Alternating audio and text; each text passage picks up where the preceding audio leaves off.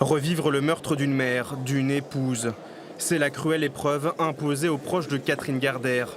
1 an et demi après le verdict en première instance, ils doivent à nouveau affronter le rappel des faits détaillés pendant une dizaine de minutes, faire face au bourreau à la cour d'assises de Poitiers.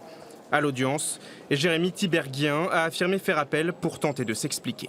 La douleur d'un second procès est effectivement très importante et on ne voit pas aujourd'hui quelle explication il veut apporter alors qu'il tout a déjà été dit en première instance et que je crains que rien de nouveau n'arrive aujourd'hui devant cette juridiction. 3 octobre 2014, Catherine Gardère part faire son footing dans un bois à Échillé, en Charente-Maritime, quand elle est violemment agressée avant d'être violée et laissée pour morte. Jérémy Tiberghien, alors âgé de 22 ans, finit par reconnaître être l'auteur des faits. En 2017, il est condamné à 30 ans de réclusion criminelle, dont 20 de sûreté. Il y a d'abord cette impression qu'il a eue. Moi, je n'étais pas son avocat. Donc, je considère que c'est de l'ordre de l'impression, de ne pas s'exprimer suffisamment clairement. Et puis, évidemment, il y a la peine qu'il a subie. C'est une peine de 30 années, dont 20 années incompressibles.